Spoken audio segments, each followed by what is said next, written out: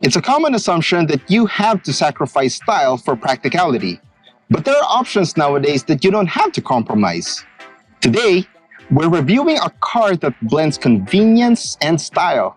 It's a 5-seater subcompact crossover. This is the Kia Sonet.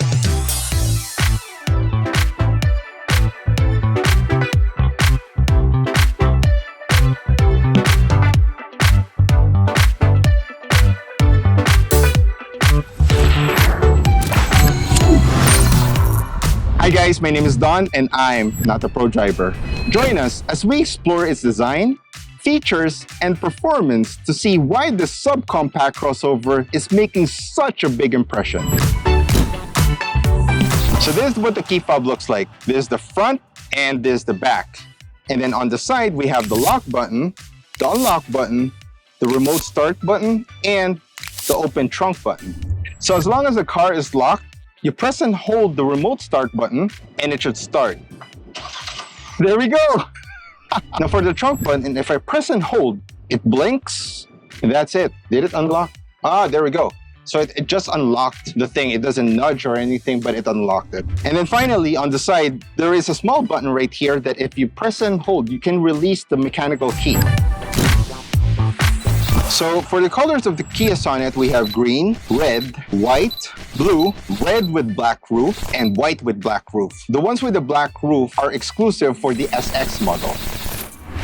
The Kia Sonet has a length of 4,110 millimeters with a wheelbase of 2,500 millimeters. 1,790 millimeters wide.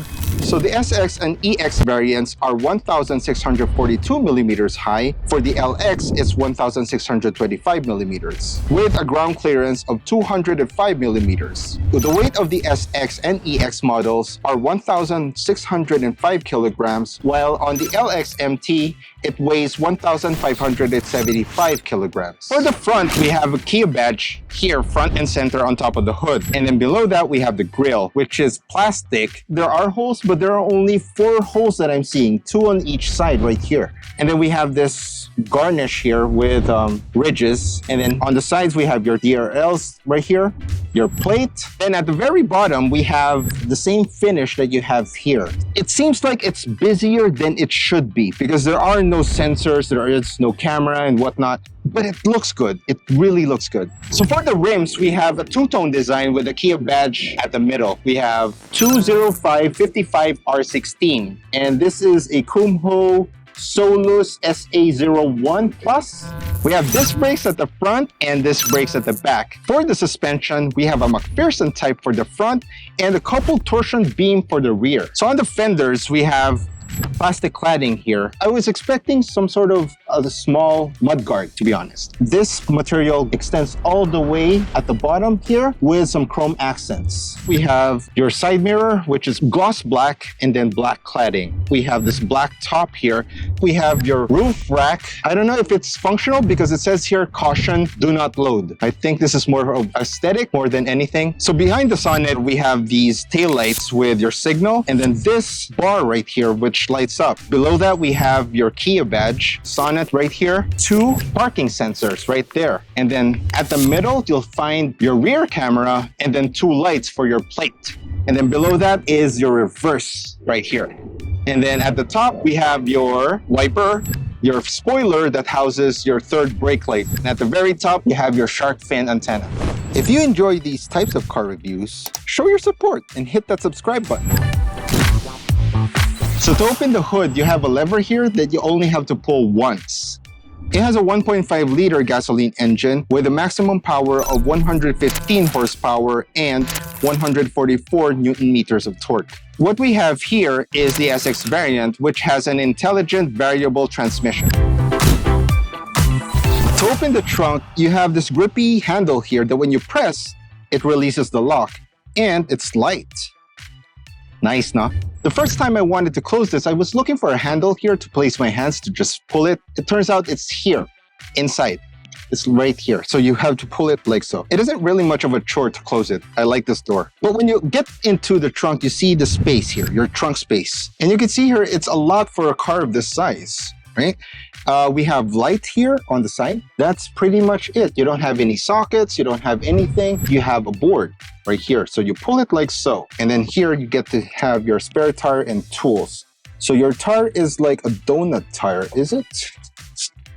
Yeah, it's a donut tire right there. It says here Nexen, and it is 195/65 R15. To fold the second row, there is this pull tab right here. It releases the lock, and I want you to notice where the seat belt strap is. It's being guided with this thing. The reason for that is it doesn't block the locking mechanism right here. See, that's cool. Anyway, that's folded. This is folded. Now you have more room for more things. The only problem here is it's not flat. But again, for a car this small, so much space. So for the door cards here, we have plastic and aluminum finish right here, leather with the same material as that from the seats. We have a handle here and a window switch that is not one touch going up or down. A bottle holder here, it says here, no cups. And a small pocket. This is designed like a speaker grill, but I don't know if there is a speaker. Yeah, there is. There's a speaker. Here, it's not. The seats are surprisingly good. Just to give you an idea of how it feels. See? We have perforated stuff for the middle, and on the sides, it's just pure leather. Nice and simple. And I really like this because it's brown or light brown. It's like there's some class to it. This is my driving position. By the way, I'm 5'8", and I still have more than a fist. And for the headroom, you might notice that it's a bit lower on the middle because of this to accommodate for the sunroof or the sunshade. Here, where your head usually sits, it's not going to be a problem because it's higher than the one here at the middle. So it's okay. We have a hook here and a grab handle right there. So this is only for this side, not on that side. We have a pocket. Just to give you an idea of how deep the pocket is, there. And that also goes for the passenger back seat right there. And then vents here at the middle, one for the left and one for the right. To close the vent, you pull all the way down right there. And below that, we have pocket here and two USB Type-C ports. And then at the middle, there is a center armrest where it's hard to open. There's no tab. I wish there was a tab. There we go. Okay, with two cup holders and ISO fixed points right there. I forgot to mention that there is a tunnel, but it's minimal. I also want to mention that this is the maximum leg room if the seat at the front is pushed all the way at the front. It's very unlikely because the person at the front will suffer. So for the door cards on the first row, it's almost the exact same thing as that from the second row, but with a few additions like a speaker here and an umbrella holder. Look at that! Umbrella icon right here and a bigger pocket in addition to that bottle holder right there. So for the adjustments on the first row passenger seat, it's manual going forward and backward, and this is for your backrest. So that's just 4-way. So for the control specific on the driver's side, we have adjustments for the side mirror, unlock and lock button. Here we have one touch going down, and it goes all the way down, and one touch going up with anti-pinch. So that's just for the driver, and you have your window lock right here. In addition to the adjustments on the passenger side, we have here to raise the seat for the driver. So it's still manual. All right. So on the first row, even though the seats are the same as that from the second row and the materials are the same, I like it here because the bolstering, it's higher here rather than on the second. So it keeps me on my seat when driving. I like that. And then we have your steering wheel right here, which is, it's like a flat bottom design here. It's leather wrapped. It has tilt and no reach. So the way you would reach this is adjust your seat right there. We have your cruise controls here, and then here we have your different modes for radio. This is for voice control. If I set this, voice recognition is only available through Android Auto and Apple CarPlay. So this is for your Siri or your Google Assistant. And we have a star here, a customized button where you can reject call, privacy mode, and voice memo. Then we have your phone button right here.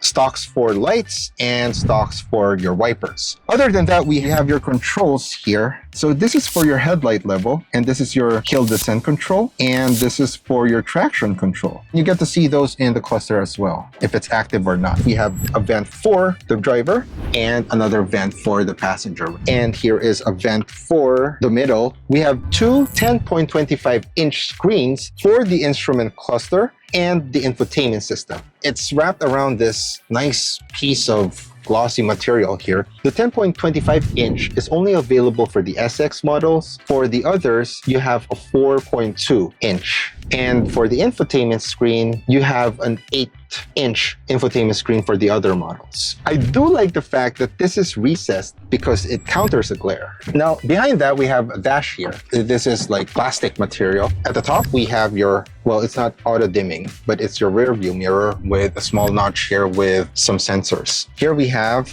your sun visor with no lights, but you have a vanity mirror right there. See, does this extend all the way? No, it doesn't. And I believe that goes the same for the passenger. We have your sunglass compartment and we have your light. So it switches all the lights, and then this one turns it off. This is for the door when the door is open. We have this. So it's not power, but it's okay. This is your toggle. So you can still have your roof open completely, like so. Feeling rich now. And here we have your glove box that opens not so elegantly. If you're enjoying this video so far, hit that like button. And then below the infotainment screen, we have your hazard button right there. And then this is your AC control display, but you have physical buttons. So we have recirculating and all that. So these are your modes. I know a lot of you guys have been missing this, especially with the modern cars coming out lately with touch controls. This is nice. We have your temperature right here, up and down, and then your auto. Here's your AC, and then your fan speed. Below the AC controls, we have a series of buttons here, but we only have the parking assist button. If I press on that, it shows you the rear view camera, and you have a bunch of settings right there for what you're seeing. And then here are your sensors. If you're near an object, then that will alarm. Below that, we have a USB Type A and a Type C, and we have a 12-volt socket right here. And this one is your Qi charging indicator. If I put a phone here, then you'll see that this is indicating that something is charging on the tray. We have your shifter with a lock. It's actually nice. Feels solid. And here's reverse, neutral, and then drive. And then if I go here to S, look at that. It changes to that UI. And then below that, we have your handbrake right there. So this cup holder is actually pretty big because it can hold something that our car can't. See? And it fits here comfortably. On the armrest, center armrest, it opens like so with nothing special, and it's cute. Look at that. It's at least it's there. You know? So I just want to show you how the instrument cluster looks like because I'm really fascinated by this. It looks good. It really looks good. So here is your speedometer on the left and your RPM on the right. We have your fuel gauge below the speedometer. We have your distance to empty. Here's your park brake indicator right there. This is like your liter per 100 kilometers. Then we have your view right there for the car. You can change that whenever you want to. We have your gear indicator, and then we have your lane keep assist icon right there. And then if you want to add a steering wheel icon there, you press this button. And we have your seatbelt indicator right there. And here is your odometer. Looks good, no? Especially if you put it on sport mode. See? It's like it's on steroids. So that's the instrument cluster.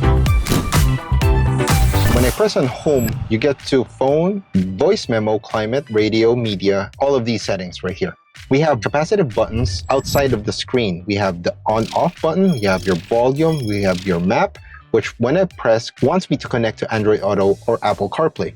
Then we have Nav B, which does the same, and then radio and your media. So this is like your sound sources. We have sounds of nature here, which is a Kia specific thing. It's more of like white noise if you want to drive with white noise. Then we have the star here, which is found here on your steering wheel. You can customize the function of that button and then setup. This is for, you know, your general settings. So profile right here is like different drivers in your family can have different profiles right there. Then vehicle, We have ADAS here, which is driving safety. We have forward safety, lane safety. So we have your lane keep assist systems here. And then your driving attention warning right there. Then we have cluster. This is to set the brightness of the cluster. Theme selection. So you can select a theme for the cluster. We have theme A, B, and C. And we have service interval, which is your like PMS. You can set the distance, duration, and then you can set your fuel economy here as well. So now we're going to try to connect my device, and then here add new. Okay, and then I'm finding Kia. Should be searching for Kia, and then it says here pair, and then allow. There we go, and then add new. Yes, that's what Apple CarPlay looks like. So this is how map looks like. Whenever you press on map, then it goes to your most recent map. Then Navi does the same thing. So yeah, that's what it looks like. So if I ever go to another screen and then hit on map, that's convenient. So that's device connections. Then we go to button. So this is just a UI way of doing this here. I really like this because it's fast and it's like TFT. It doesn't have that much reflections and it's smooth to touch. Really nice. It's fast. It's fast, but I don't feel it. And so it's easy to overspeed in this car. I thought it was slow, but I'm seeing my speedometer. I'm already at 50. But I don't feel it here. It's amazing and scary at the same time. The steering is light, I like it. Now we're on the road. When it senses that there is like lanes or markings, it will do the lane keep assist thing. I like that. And yeah, there we go. So if it senses a lane, then it will do its thing for you. Comfort, good. However, it's not that good when it comes to bumps. Noise, it depends on the road. I can't say that it will be entirely the car's fault because right now we're on asphalt. It's fine. It's really good. There you go. That's a bump, and it's not dealing with that really well. This is one car I'd like to drive on a paved road because it's comfortable. The noise isn't that bad. The thing that I did wish this has, well, one, it's the 360 camera, and the other is the auto hold. I'm actually curious what the fuel consumption is on this car. However, since that this is just a short drive, I can't. Okay, so even if there is no 360 camera, the visibility from the windows is good. It's really good. Ah, yeah. Confirmed, the brake is good, at least with the speed that I'm comfortable with driving this car. Oh, look at that. And it's doing its own thing. And it's telling me to keep my hands on the steering wheel, of course. So, but it's good. Overtaking, I guess it's sufficient. Again, it's not too harsh when you're accelerating. I don't feel the speed, but it's there. So overall, to be honest, I think the ride is not bad. It's not great, but it's not bad. But when I start to remember how much this car is, it's impressive.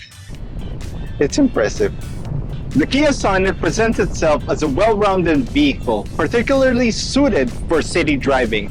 With its appropriate power delivery, it handles urban environments quite well. This car sits at a competitive price point of 758,000 pesos for the LX manual variant, 868,000 for the LX automatic, 978,000 for the EX automatic, and 1,138,000 pesos for the SX, which is this variant. The Sonet's modern and stylish design, both inside and out, adds to its appeal, though some might find certain features missing. Nevertheless, the Kia Sonet remains a practical and attractive choice for those seeking value, performance, and contemporary design in a city car. Special thanks again to our friends at Kia Philippines for letting us spend time with the Kia Sonet. Again, thank you so much. Hanggang sa ulitin, kita-kits.